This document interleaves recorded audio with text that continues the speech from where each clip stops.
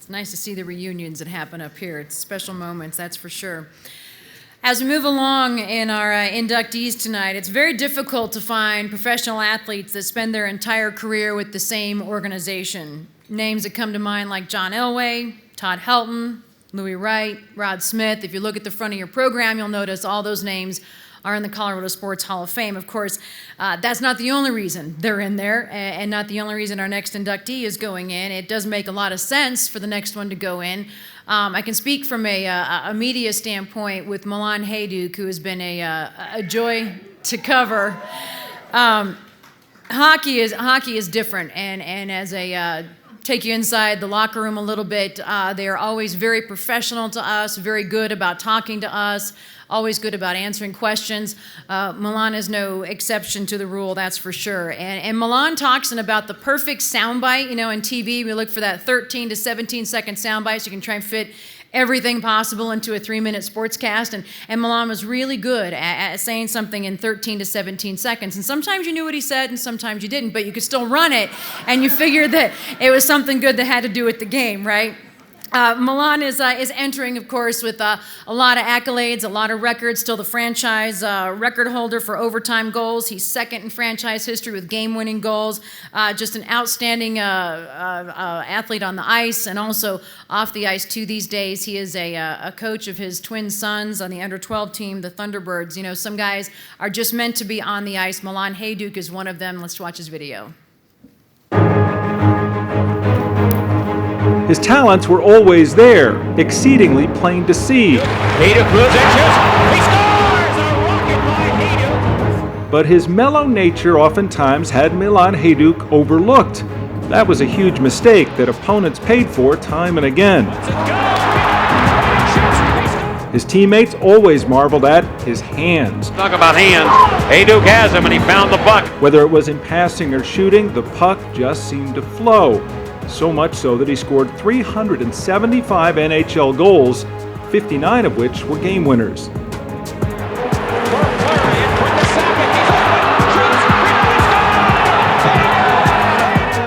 He scored more goals than anyone in the 2002-2003 NHL season when he put up 50 to win the Rocket Richard Trophy. His resume is stacked with some of the most coveted honors in his sport. 3 All-Star Game appearances, a Stanley Cup ring, and an Olympic gold medal. Tonight, he adds membership in the exclusive club that is the Colorado Sports Hall of Fame.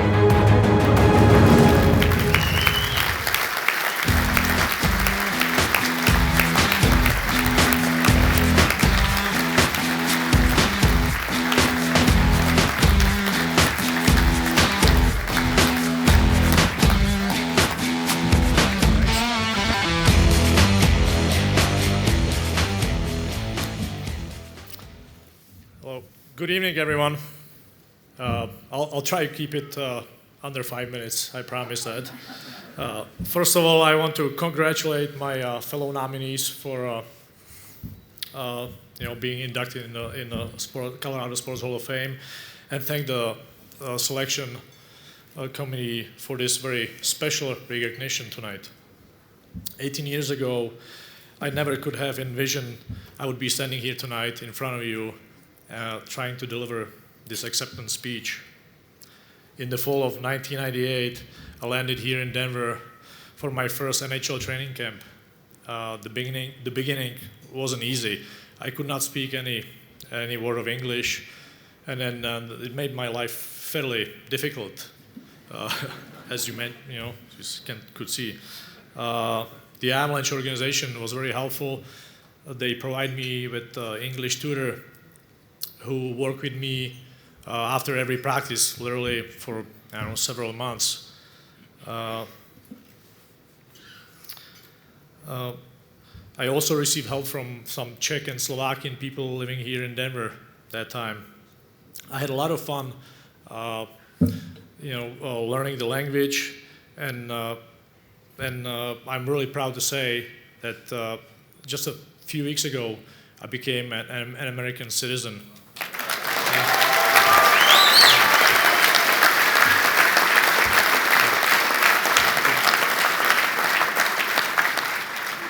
My integration in the team went fairly well. I was surrounded by outstanding athletes, future Hall of Famers like Joe Sakic, Patrick Roy, Adam Foote, Peter Forsberg.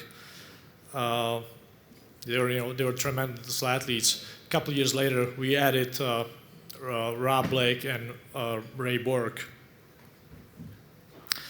All these guys were phenomenal athletes and also, great human beings. They showed me the way to success, and I just follow in their footsteps.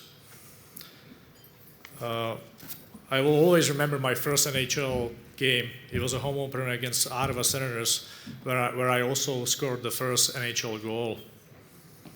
My first 2 seasons were fairly good, but we lost in the conference finals twice against Dallas in Game 7s, both times on the road. My first playoffs, I broke my collarbone in Game 3. It was at the old McNichols Arena, and thanks to Richard Matvichuk. Later in that game, he also injured Peter Forsberg. He dislocated his shoulder. The Stars end up winning the Stanley Cup that year, and perhaps Matvichuk should have won the Conn Smythe Trophy. My third season was a special one. Right from the very start,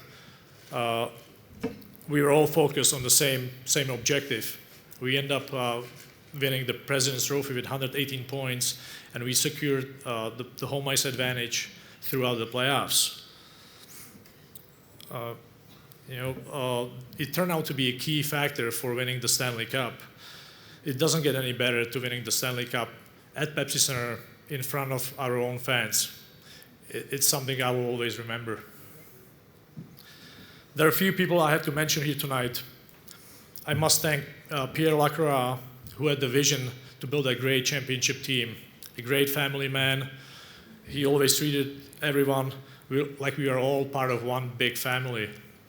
I also have to praise Mr. Kroenke, who kept the core of the team together when he came in as the owner in 2000. I can't forget my friend Mark Miller, the Avalanche head equipment manager. I was usually the last guy out of the locker room after games or practices, so we spent a lot of times together and became very good friends over the years.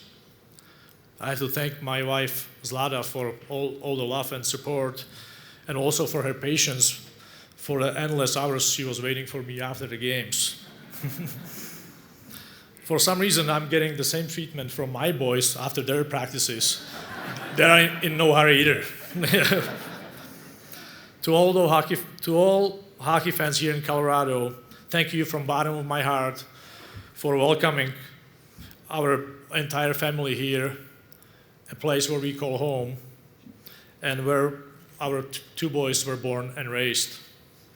Thank you for having me, and thanks to Colorado Sports Hall of Fame for the honor. Thank you.